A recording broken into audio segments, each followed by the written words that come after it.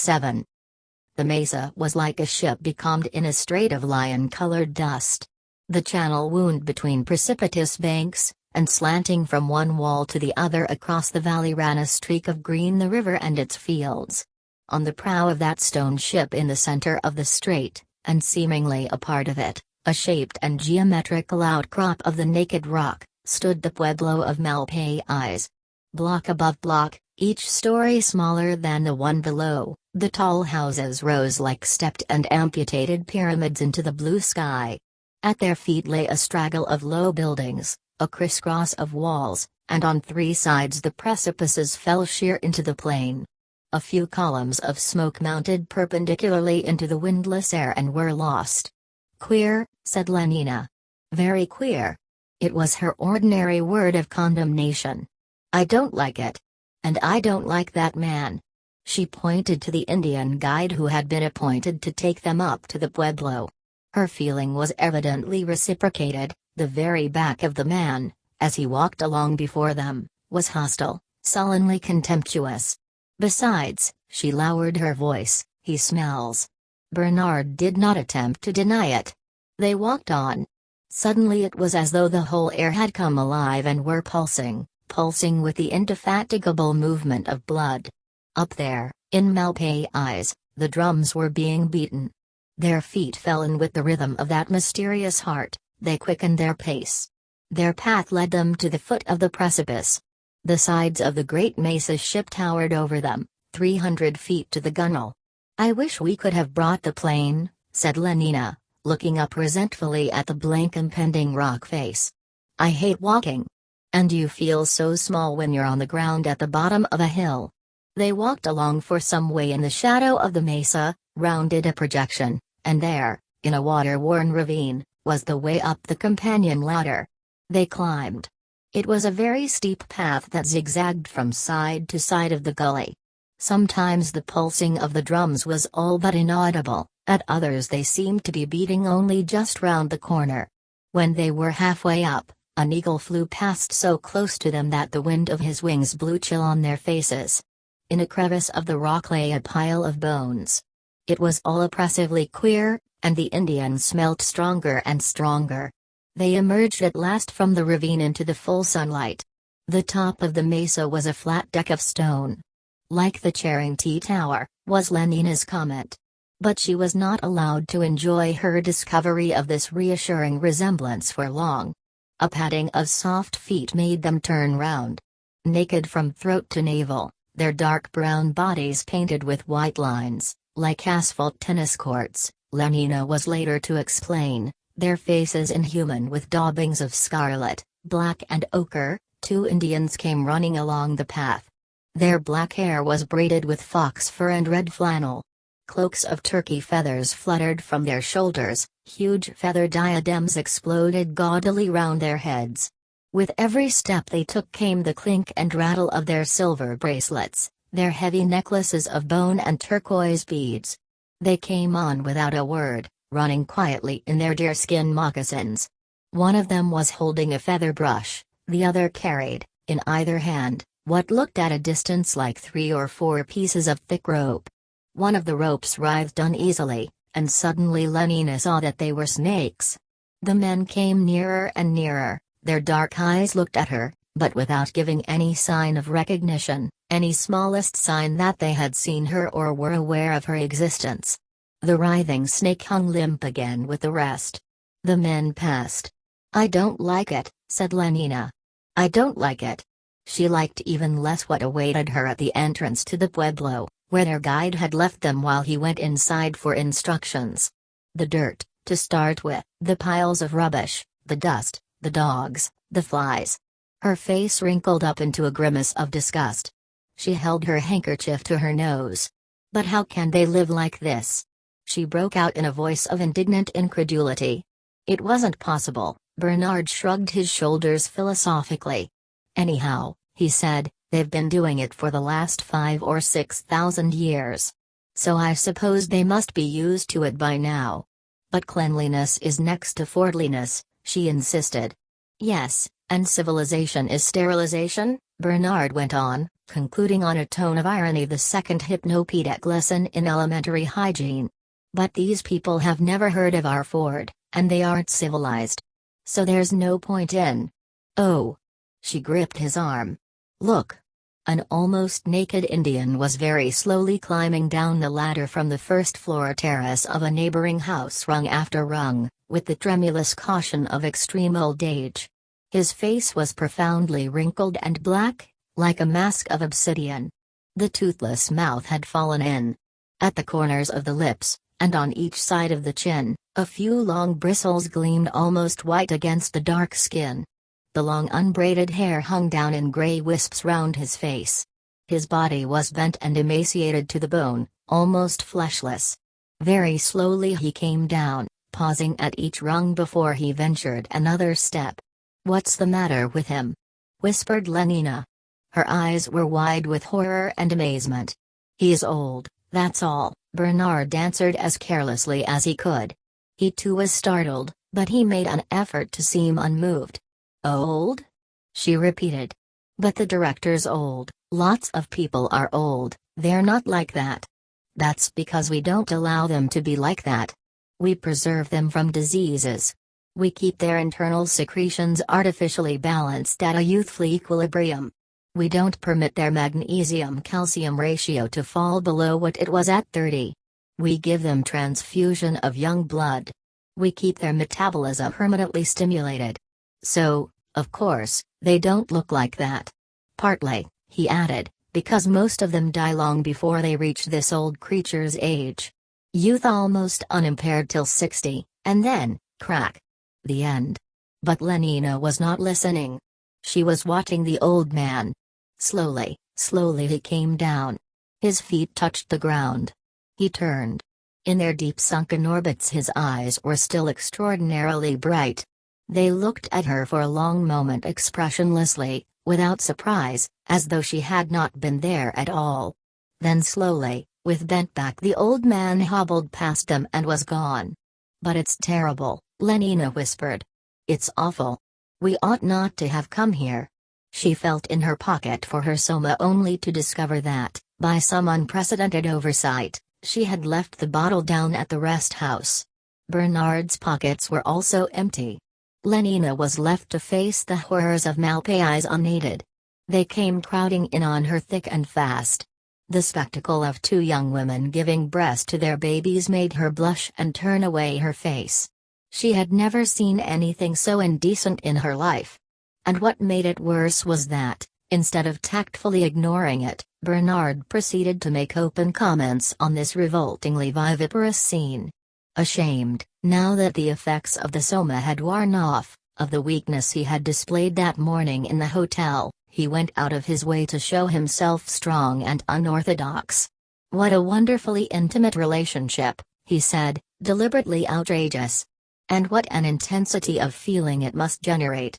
I often think one may have missed something in not having had a mother. And perhaps you've missed something in not being a mother, Lenina. Imagine yourself sitting there with a little baby of your own. Bernard. How can you?" The passage of an old woman with ophthalmia and a disease of the skin distracted her from her indignation. "Let's go away," she begged. "I don't like it." But at this moment their guide came back and, beckoning them to follow, led the way down the narrow street between the houses. They rounded a corner. A dead dog was lying on a rubbish heap. A woman with a goiter was looking for lice in the hair of a small girl. Their guide halted at the foot of a ladder, raised his hand perpendicularly, then darted it horizontally forward. They did what he mutely commanded, climbed the ladder and walked through the doorway, to which it gave access, into a long narrow room, rather dark and smelling of smoke and cooked grease and long unwashed clothes. At the further end of the room was another doorway, through which came a shaft of surdite and the noise, very loud and close, of the drums. They stepped across the threshold and found themselves on a wide terrace. Below them, shut in by the tall houses, was the village square, crowded with Indians. Bright blankets, and feathers in black hair, and the glint of turquoise, and dark skin shining with heat. Lenina put her handkerchief to her nose again. In the open space at the center of the square were two circular platforms of masonry and trampled clay, the roofs, it was evident, of underground chambers, for in the center of each platform was an open hatchway, with a ladder emerging from the lower darkness. A sound of subterranean flute playing came up and was almost lost in the steady, remorseless persistence of the drums. Lenina liked the drums. Shutting her eyes, she abandoned herself to their soft repeated thunder, allowed it to invade her consciousness more and more completely, till at last there was nothing left in the world but that one deep pulse of sound. It reminded her reassuringly of the synthetic noises made at solidarity services and Ford's Day celebrations. "Orgy porgy," she whispered to herself. These drums beat out just the same rhythms. There was a sudden startling burst of singing, hundreds of male voices crying out fiercely in harsh metallic unison. A few long notes and silence, the thunderous silence of the drums, then shrill, in a neighing treble, the women's answer. Then again the drums, and once more the men's deep savage affirmation of their manhood. Queer, yes.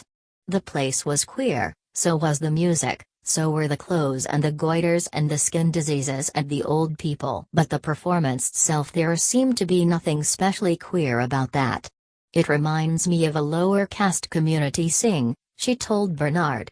But a little later it was reminding her a good deal less of that innocuous function. For suddenly there had swarmed up from those round chambers underground a ghastly troop of monsters. Hideously masked or painted out of all semblance of humanity. They had tramped out a strange limping dance round the square, round and again round, singing as they went, round and round, each time a little faster, and the drums had changed and quickened their rhythm, so that it became like the pulsing of fever in the ears, and the crowd had begun to sing with the dancers, louder and louder, and first one woman had shrieked, and then another and another, as though they were being killed, and then suddenly the leader of the dancers broke out of the line, ran to a big wooden chest which was standing at one end of the square, raised the lid and pulled out a pair of black snakes. A great yell went up from the crowd, and all the other dancers ran towards him with outstretched hands. He tossed the snakes to the first comers, then dipped back into the chest for more. More and more, black snakes and brown and mottled, he flung them out. And then the dance began again on a different rhythm. Round and round they went with their snakes, snakily, with a soft undulating movement at the knees and hips. Round and round. Then the leader gave a signal, and one after another, all the snakes were flung down in the middle of the square. An old man came up from underground and sprinkled them with cornmeal, and from the other hatchway came a woman and sprinkled them with water from a black jar. Then the old man lifted his hand and, startlingly, terrifyingly, there was absolute silence. The drums stopped beating, life seemed to have come to an end. The old man pointed towards the two hatchways that gave entrance to the lower world.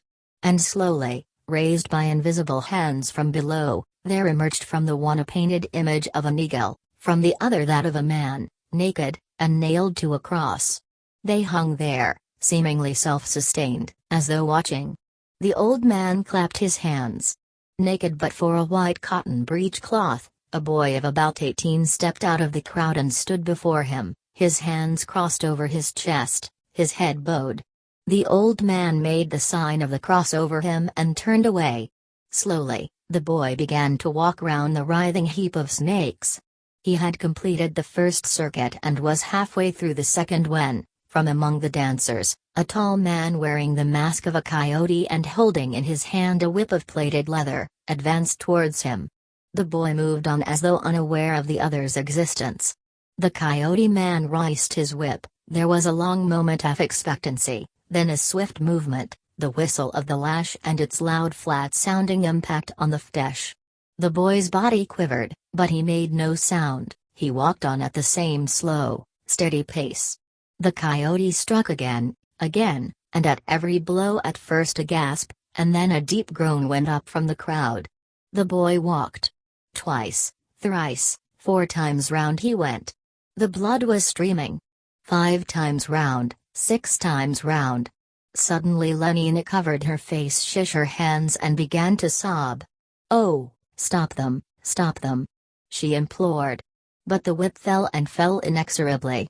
7 times round. Then all at once the boy staggered and, still without a sound, pitched forward onto his face. Bending over him, the old man touched his back with a long white feather, held it up for a moment, crimson, for the people to see, then shook it thrice over the snakes. A few drops fell, and suddenly the drums broke out again into a panic of hurrying notes. There was a great shout. The dancers rushed forward, picked up the snakes and ran out of the square. Men, women, children, all the crowd ran after them. A minute later the square was empty, only the boy remained, prone where he had fallen, quite still. 3 old women came out of one of the houses, and with some difficulty lifted him and carried him in. The eagle and the man on the cross kept guard for a little while over the empty pueblo, then, as though they had seen enough, sank slowly down through their hatchways, out of sight, into the nether world. Lenina was still sobbing. Too awful, she kept repeating, and all Bernard's consolations were in vain. Too awful. That blood. She shuddered. Oh, I wish I had my Soma. There was the sound of feet in the inner room. Lenina did not move, but sat with her face in her hands, unseeing, apart. Only Bernard turned round. The dress of the young man who now stepped out onto the terrace was Indian, but his plaited hair was straw-colored, his eyes a pale blue, and his skin a white skin, bronzed. "Hello. Good morrow," said the stranger, in faultless but peculiar English. "You're civilized, aren't you? You come from the other place, outside the reservation? Who on earth?" Bernard began in astonishment. The young man sighed and shook his head. "A most unhappy gentleman. And, pointing to the bloodstains in the center of the square, do you see that damn spot?" he asked in a voice that trembled with emotion. "A gram is better than a dam," said Lenina mechanically from behind her hands. "I wish I had my Soma. I ought to have been there," the young man went on. "Why wouldn't they let me be the sacrifice? I'd have gone round 10 times 12, 15. Palotiwa only got as far as 7. They could have had twice as much blood from me. The multitudinous seas incarnadine." He flung out his arms in a lavish gesture, then, despairingly, let them fall again. "But they wouldn't let me. They disliked me for my complexion. It's always been like that. Always." Tears stood in the young man's eyes, he was ashamed and turned away. Astonishment made Lenina forget the deprivation of Soma. She uncovered her face and, for the first time, looked at the stranger. "Do you mean to say that you wanted to be hit with that whip?" Still averted from her, the young man made a sign of affirmation. "For the sake of the pueblo, to make the rain come and the corn grow. And to please Pukong and Jesus. And then to show that I can bear pain without crying out. Yes," and his voice suddenly took on a new resonance. He turned with a proud squaring of the shoulders, a proud, defiant lifting of the chin to show that I'm a man. "Oh!" He gave a gasp and was silent, gaping. He had seen, for the first time in his life, the face of a girl whose cheeks were not the color of chocolate or dog skin, whose hair was auburn and permanently waved, and whose expression, amazing novelty, was one of benevolent interest. Lenina was smiling at him. Such a nice-looking boy, she was thinking, and a really beautiful body. The blood rushed up into the young man's face, he dropped his eyes, raised them again for a moment only to find her still smiling at him, and was so much overcome that he had to turn away and pretend to be looking very hard at something on the other side of the square. Bernard's questions made a diversion. Who? How? When? From where? Keeping his eyes fixed on Bernard's face, for so passionately did he long to see Lenina smiling that he simply dared not look at her, the young man tried to explain himself. Linda was his mother. The word made Lenina look uncomfortable. Were strangers in the reservation. Linda had come from the other place long ago, before he was born, with a man who was his father. Bernard pricked up his ears. She had gone walking alone in those mountains over there to the north, had fallen down a steep place and hurt her head. Go on," said Bernard excitedly, Some hunters from Malpais had found her and brought her to the pueblo. As for the man who was his father, Linda had never seen him again. His name was Tomakin. Yes, Thomas was the DHC's first name. He must have flown away, back to the other place, away without her, a bad, unkind, unnatural man. And so I was born in Malpais, he concluded. In Malpais. And he shook his head. The squalor of that little house on the outskirts of the pueblo. A space of dust and rubbish separated it from the village. 2 famine-stricken dogs were nosing obscenely in the garbage at its door. Inside, when they entered, the twilight stank and was loud with flies. "Linda!" the young man called. From the inner room a rather hoarse female voice said, "Coming." They waited. In bowls on the floor were the remains of a meal, perhaps of several meals. The door opened. A very stout blonde squaw stepped across the threshold and stood looking at the strangers, staring incredulously, her mouth open. Lenina noticed with disgust that 2 of the front teeth were missing. And the color of the ones that remained. She shuddered. It was worse than the old man. So fat. And all the lines in her face, the flabbiness, the wrinkles. And the sagging cheeks, with those purplish blotches. And the red veins on her nose, the bloodshot eyes. And that neck, and the blanket she wore over her head ragged and filthy. And under the brown sack-shaped tunic those enormous breasts, the bulge of the stomach, the hips. Oh, much worse than the old man, much worse. And suddenly the creature burst out in a torrent of speech, rushed at her with outstretched arms and Ford. It was too revolting. In another moment she'd be sick, pressed her against the bulge, the bosom, and began to kiss her. Ford. To kiss, slobberingly, and smelt too horrible, obviously never had a bath, and simply reeked of that beastly stuff that was put into Delta and Epsilon bottles. No, it wasn't true about Bernard, positively stank of alcohol. She broke away as quickly as she could. A blubbered and distorted face confronted her. The creature was crying. "Oh, my dear, my dear." The torrent of words flowed sobbingly. "If you knew how glad after all these years." A civilized face. Yes, and civilized clothes. "Because I thought I should never see a piece of real acetate silk again." She fingered the sleeve of Lenina's shirt. The nails were black. And those adorable viscose velveteen shorts. "Do you know, dear, I've still got my old clothes, the ones I came in, put away in a box. I'll show them you afterwards. Though, of course, the acetate has all gone into holes. But such a lovely white bandolier toff. I must say your green Morocco is even lovelier. Not that it did me much good, that bandolier." Her tears began to flow again. "I suppose John told you what I had to suffer, and not a gram of soma to be had. Only a drink of mezcal every now and then, when Pope used to bring it. Pope is a boy I used to know. But it makes you feel so bad afterwards. The mezcal does, and you're sick with the peyote. Besides, it always made that awful feeling of being ashamed much worse the next day. And I was so ashamed. Just think of it, me, a beta having a baby. Put yourself in my place." The mere suggestion made Lenina shudder, though it wasn't my fault, I swear, because I still don't know how it happened, seeing that I did all the Malthusian drill, you know, by numbers, 1, 2, 3, 4, always, I swear it, but all the same it happened, and of course there wasn't anything like an abortion center here. "Is it still down in Chelsea, by the way?" she asked. Lenina nodded. "And still floodlighted on Tuesdays and Fridays?" Lenina nodded again. "That lovely pink glass tower." Poor Linda lifted her face and with closed eyes ecstatically contemplated the bright remembered image.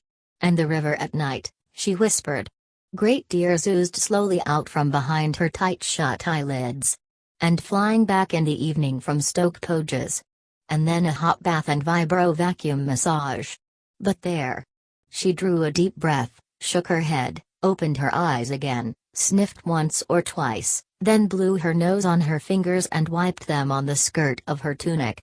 "Oh, I'm so sorry," she said in response to Lenina's involuntary grimace of disgust. I oughtn't to have done that. I'm sorry. But what are you to do when there aren't any handkerchiefs?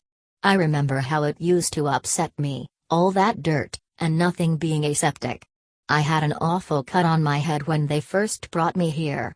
You can't imagine what they used to put on it. Filth, just filth. Civilization is sterilization, I used to say to them. And streptococcus G to Banbury tea, to see a fine bathroom and WC as though they were children. But of course they didn't understand.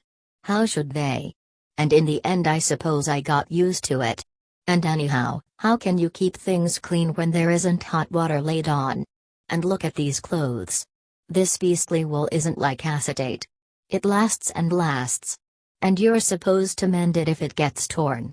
But I'm a beta, I worked in the fertilizing room, nobody ever taught me to do anything like that. It wasn't my business. Besides, it never used to be right to mend clothes. Throw them away when they've got holes in them and buy new.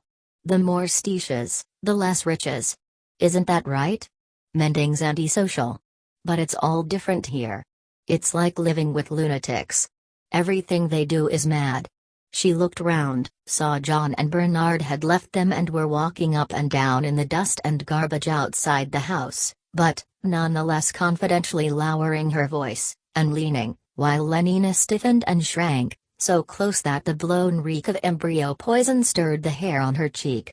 For instance, she hoarsely whispered, "Take the way they have one another here. Mad, I tell you, absolutely mad. Everybody belongs to everyone else, don't they? Don't they?" she insisted, tugging at Lenina's sleeve. Lenina nodded her averted head, let out the breath she had been holding and managed to draw another one, relatively untainted. "Well, here," the other went on, "nobody's supposed to belong to more than one person. And if you have people in the ordinary way, the others think you're wicked and antisocial. They hate and despise you. Once a lot of women came and made a scene because their men came to see me. Well, why not? And then they rushed at me. No, it was too awful. I can't tell you about it." Linda covered her face with her hands and shuddered. "They're so hateful, the women here. Mad, mad and cruel. And of course they don't know anything about Malthusian drill, or bottles, or decanting, or anything of that sort. So they're having children all the time like dogs. It's too revolting. And to think that oh, Ford. And yet John was a great comfort to me. I don't know what I should have done without him. Even though he did get so upset whenever a man. Quite as a tiny boy, even.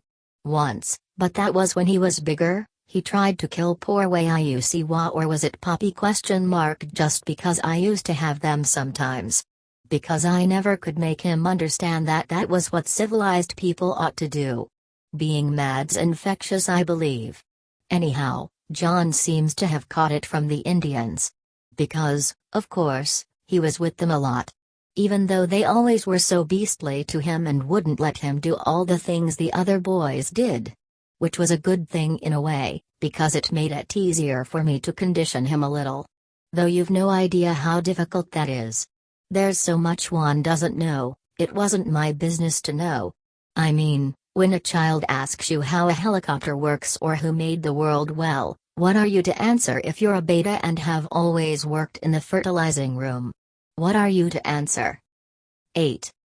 Outside, in the dust and among the garbage, there were 4 dogs now. Bernard and John were walking slowly up and down. "So hard for me to realize," Bernard was saying, "to reconstruct. As though we were living on different planets, in different centuries.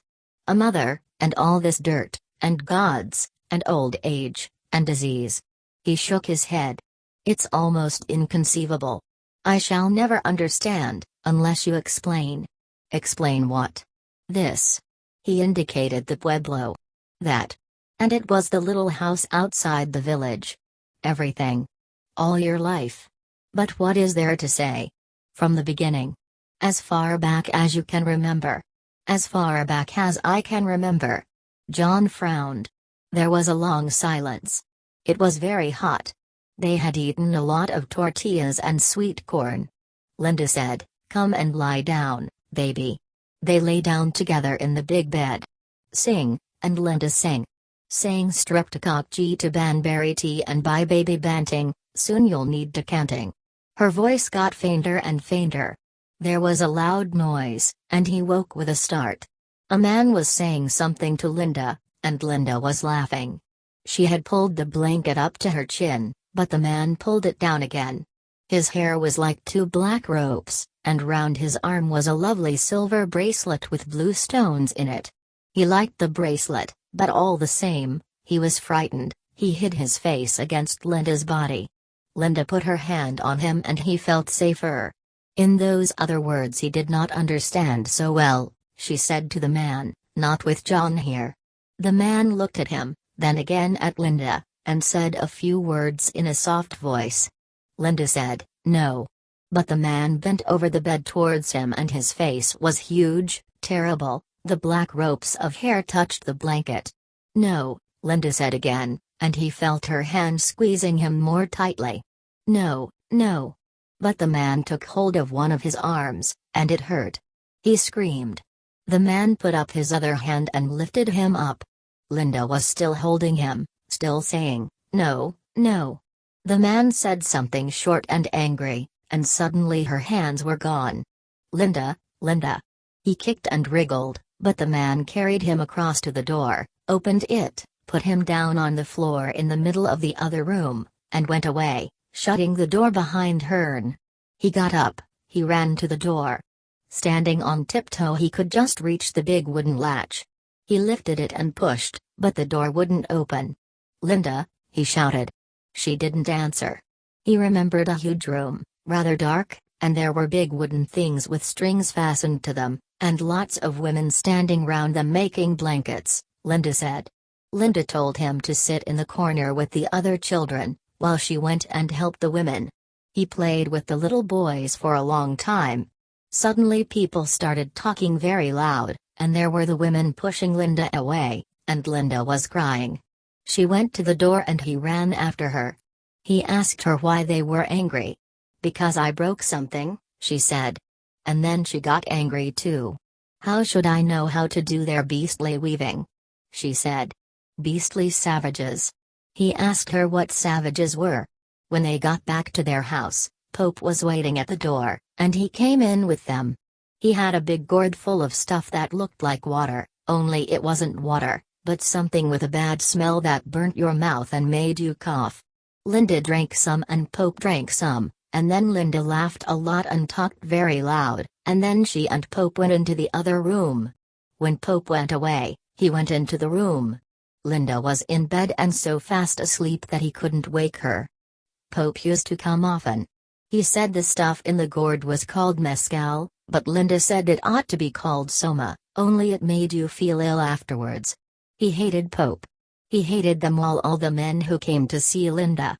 One afternoon, when he had been playing with the other children, it was cold, he remembered, and there was snow on the mountains. He came back to the house and heard angry voices in the bedroom. They were women's voices, and they said words he didn't understand, but he knew they were dreadful words. Then suddenly, crash! Something was upset. He heard people moving about quickly, and there was another crash and then a noise like hitting a mule, only not so bony. Then Linda screamed. "Oh, don't," she said. He ran in. There were 3 women in dark blankets. Linda was on the bed. One of the women was holding her wrists. Another was lying across her legs, so that she couldn't kick. The third was hitting her with a whip. Once, twice, 3 times, and each time Linda screamed. Crying, he tugged at the fringe of the woman's blanket. "Please, please." With her free hand she held him away. The whip came down again, and again Linda screamed. He caught hold of the woman's enormous brown hand between his own and bit it with all his might. She cried out, wrenched her hand free, and gave him such a push that he fell down. While he was lying on the ground she hit him 3 times with the whip. It hurt more than anything he had ever felt, like fire. The whip whistled again, fell. But this time it was Linda who screamed. "But why did they want to hurt you, Linda?" he asked that night. He was crying, because the red marks of the whip on his back still hurt so terribly. But he was also crying because people were so beastly and unfair, and because he was only a little boy and couldn't do anything against them. Linda was crying too. She was grown up, but she wasn't big enough to fight against three of them. It wasn't fair for her either. Why did they want to hurt you, Linda? I don't know. How should I know? It was difficult to hear what she said, because she was lying on her stomach and her face was in the pillow. They say those men are their men, she went on, and she did not seem to be talking to him at all, she seemed to be talking with someone inside herself. A long talk which she didn't understand, and in the end she started crying louder than ever. Oh, don't cry, Linda. Don't cry. He pressed himself against her. He put his arm round her neck. Linda cried out. Oh, be careful. My shoulder. Oh. And she pushed him away, hard. His head banged against the wall. Little idiot. She shouted, and then, suddenly, she began to slap him. Slap, slap. Linda, he cried out. Oh, mother, don't. I'm not your mother. I won't be your mother. But, Linda. Oh. She slapped him on the cheek. Turned into a savage, she shouted. Having young ones like an animal. If it hadn't been for you, I might have gone to the inspector, I might have got away. But not with a baby. That would have been too shameful. He saw that she was going to hit him again, and lifted his arm to guard his face. Oh, don't, Linda, please don't. Little beast. She pulled down his arm, his face was uncovered. Don't, Linda. He shut his eyes, expecting the blow. But she didn't hit him. After a little time, he opened his eyes again and saw that she was looking at him. He tried to smile at her. Suddenly she put her arms round him and kissed him again and again. Sometimes, for several days, Linda didn't get up at all. She lay in bed and was sad. Or else she drank the stuff that Pope brought and laughed a great deal and went to sleep. Sometimes she was sick. Often she forgot to wash him, and there was nothing to eat except cold tortillas. He remembered the first time she found those little animals in his hair, how she screamed and screamed. The happiest times were when she told him about the other place. And you really can go flying, whenever you like? Whenever you like. And she would tell him about the lovely music that came out of a box, and all the nice games you could play, and the delicious things to eat and drink, and the light that came when you pressed a little thing in the wall, as the pictures that you could hear and feel and smell, as well as see, and another box for making nice smells, and the pink and green and blue and silver houses as high as mountains, and everybody happy and no one ever sad or angry, and everyone belonging to everyone else, and the boxes where you could see and hear what was happening at the other side of the world, and babies in lovely clean bottles, everything so clean, and no nasty smells, no dirt at all, and people never lonely, but living together and being so jolly and happy, like the summer dances here in Malpais, but much happier, and the happiness being there every day, every day. He listened by the hour. And sometimes, when he and the other children were tired with too much playing, one of the old men of the pueblo would talk to them, in those other words, of the great transformer of the world, and of the long fight between right hand and left hand, between wet and dry, of Awona Ilona, who made a great fog by thinking in the night, and then made the whole world out of the fog, of Earth Mother and Sky Father, of Aheuda and Marsalma, the twins of War and Chance, of Jesus and Pukong, of Mary and Datsanatali, the woman who makes herself young again, of the black stone at Laguna and the great eagle and Our Lady of Acoma. Strange stories, all the more wonderful to him for being told in the other words and so not fully understood. Lying in bed, he would think of heaven and London and Our Lady of Acoma and the rows and rows of babies in clean bottles and Jesus flying up and Linda flying up and the great director of World Hatcheries and Awona Ilona. Lots of men came to see Linda. The boys began to point their fingers at him. In the strange other words they said that Linda was bad, they called her names he did not understand, but that he knew were bad names. One day they sang a song about her, again and again. He threw stones at them. They threw back, a sharp stone cut his cheek. The blood wouldn't stop, he was covered with blood. Linda taught him to read. With a piece of charcoal she drew pictures on the wall: an animal sitting down, a baby inside a bottle, then she wrote letters. The cat is on the mat. The tot is in the pot. He learned quickly and easily. When he knew how to read all the words she wrote on the wall, Linda opened her big wooden box and pulled out from under those funny little red trousers she never wore a thin little book. He had often seen it before. "When you're bigger," she had said, "you can read it." Well, now he was big enough. He was proud. "I'm afraid you won't find it very exciting," she said. "But it's the only thing I have." She sighed. "If only you could see the lovely reading machines we used to have in London." He began reading.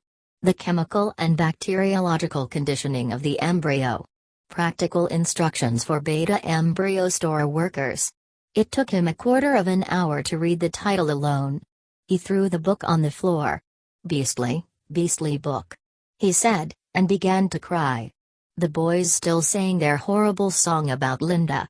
Sometimes, too, they laughed at him for being so ragged. When he tore his clothes, Linda did not know how to mend them. In the other place, she told him, people threw away clothes with holes in them and got new ones. "Rags, rags." The boys used to shout at him. "But I can read," he said to himself, "and they can't. They don't even know what reading is." It was fairly easy, if he thought hard enough about the reading, to pretend that he didn't mind when they made fun of him. He asked Linda to give him the book again. The more the boys pointed and sang, the harder he read. Soon he could read all the words quite well. Even the longest. But what did they mean? He asked Linda, but even when she could answer it didn't seem to make it very clear, and generally she couldn't answer at all. "What are chemicals?" he would ask. "Oh, stuff like magnesium salts, and alcohol for keeping the deltas and epsilons small and backward, and calcium carbonate for bones, and all that sort of thing." "But how do you make chemicals, Linda? Where do they come from?" "Well, I don't know. You get them out of bottles. And when the bottles are empty, you send up to the chemical store for more. It's the chemical store people who make them, I suppose. Or else they send to the factory for them. I don't know. I never did any chemistry. My job was always with the embryos." It was the same with everything else he asked about. Linda never seemed to know. The old men of the Pueblo had much more definite answers. The seed of men and all creatures, the seed of the sun and the seed of earth and the seed of the sky Iwona Ilona made them all out of the fog of Incrace. Now the world has 4 wombs, and he laid the seeds in the lowest of the 4 wombs. And gradually the seeds began to grow. One day, John calculated later that it must have been soon after his 12th birthday, he came home and found a book that he had never seen before lying on the floor in the bedroom. It was a thick book and looked very old. The binding had been eaten by mice, some of its pages were loose and crumpled. He picked it up, looked at the title page. The book was called The Complete Works of William Shakespeare. Linda was lying on the bed, sipping that horrible stinking mezcal out of a cup. "Pope brought it," she said. Her voice was thick and hoarse like somebody else's voice. "It was lying in one of the chests of the Antelope Kiva. It's supposed to have been there for hundreds of years. I expect it's true, because I looked at it, and it seemed to be full of nonsense. Uncivilized. Still, it'll be good enough for you to practice your reading on." She took a last sip, set the cup down on the floor beside the bed, turned over on her side, hiccuped once or twice and went to sleep. He opened the book at random. Nay, but to live in the rank sweat of an unseamed bed, stewed in corruption, honeying and making love over the nasty sty. The strange words rolled through his mind, rumbled, like talking thunder, like the drums at the summer dances, if the drums could have spoken, like the men singing the corn song, beautiful, beautiful, so that you cried, like old Mitsuma saying magic over his feathers and his carved sticks and his bits of bone and stone Kyathlet Silisilaku Ki I Silisilu, Scythel but better than Mitsuma's magic, because it meant more, because it talked to him, talked wonderfully and only half understandably, a terrible beautiful magic, about Linda lying there snoring, with the empty cup on the floor beside the bed, about Linda and Pope. He hated Pope more and more. A man can smile and be a villain. Remorseless, treacherous, lecherous, kindless villain. What did the words exactly mean? He only half knew. But their magic was strong and went on rumbling in his head, and somehow it was as though he had never really hated Pope before, never really hated him because he had never been able to say how much he hated him. But now he had these words like drums and singing and magic.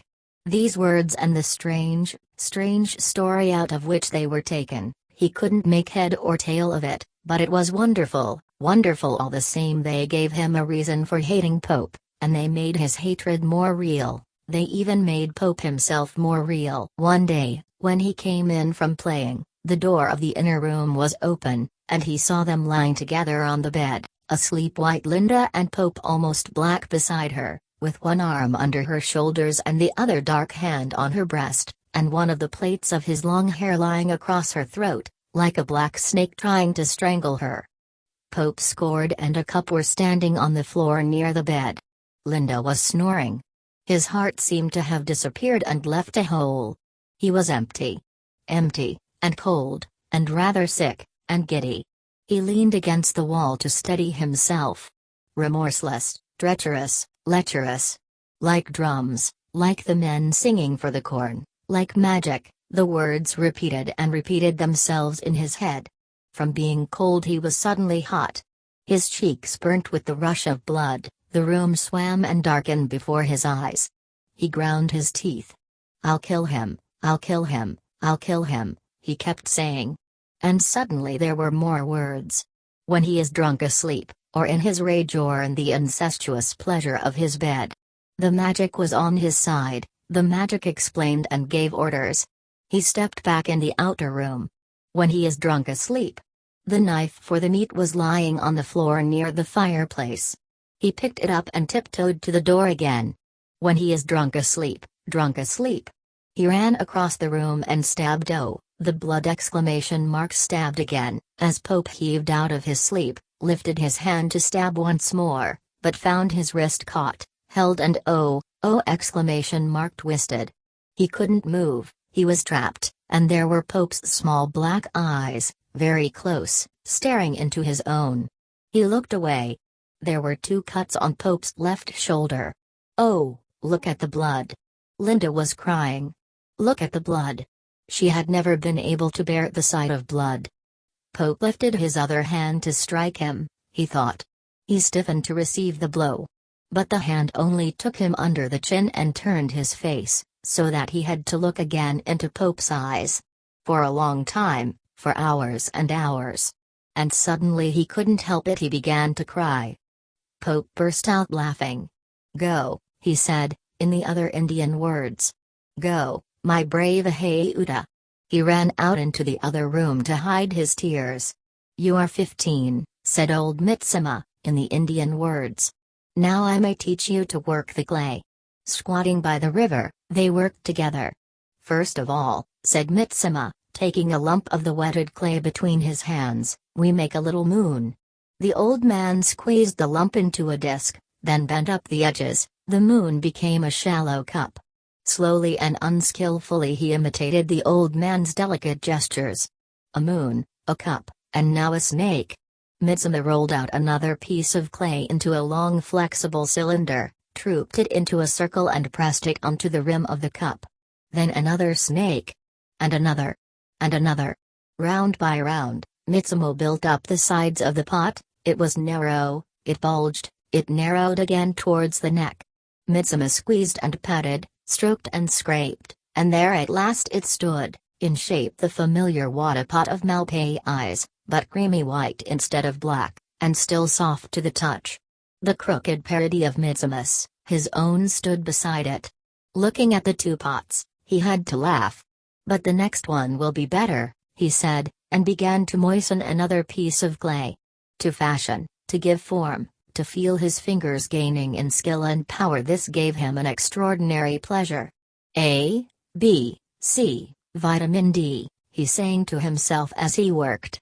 The fats in the liver, the cods in the sea. And Mitsuma also sang a song about killing a bear. They worked all day, and all day he was filled with an intense, absorbing happiness. "Next winter," said old Mitsuma, "I will teach you to make the bow." He stood for a long time outside the house, and at last the ceremonies within were finished. The door opened, they came out. Kothlu came first, his right hand outstretched and tightly closed, as though over some precious jewel. Her clenched hand similarly outstretched, Kayakheim followed. They walked in silence, and in silence, behind them, came the brothers and sisters and cousins and all the troop of old people.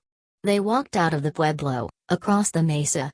At the edge of the cleared they halted, facing the early morning sun. Kothlu opened his hand. A pinch of cornmeal lay white on the palm. He breathed on it, murmured a few words, then threw it, a handful of white dust, towards the sun. Kayakheim did the same. Then Kakheim's father stepped forward, and holding up a feathered prayer stick, made a long prayer, then threw the stick after the cornmeal. "It is finished," said old Mitsuma in a loud voice. "They are married." "Well," said Linda, as they turned away, "all I can say is, it does seem a lot of fuss to make about so little. In civilized countries, when a boy wants to have a girl, he just—" "But where are you going, John?" He paid no attention to her calling, but ran on, away, away, anywhere to be by himself. "It is finished." Old Mitsuma's words repeated themselves in his mind. Finished, finished.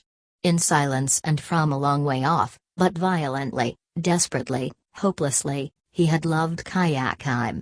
And now it was finished. He was 16. At the full moon, in the Antelope Kiva, secrets would be told, secrets would be done and born. They vowed go down, boys, into the Kiva and come out again, men. The boys were all afraid and at the same time impatient. And at last it was the day. The sun went down, the moon rose. He went with the others. Men were standing, dark, at the entrance to the Kiva. The ladder went down into the red-lighted depths. Already the leading boys had begun to climb down. Suddenly, one of the men stepped forward, caught him by the arm, and pulled him out of the ranks. He broke free and dodged back into his place among the others. This time the man struck him, pulled his hair. "Not for you, white hair. Not for the son of the she-dog," said one of the other men. The boys laughed. "Go." And as he still hovered on the fringes of the group, "Go."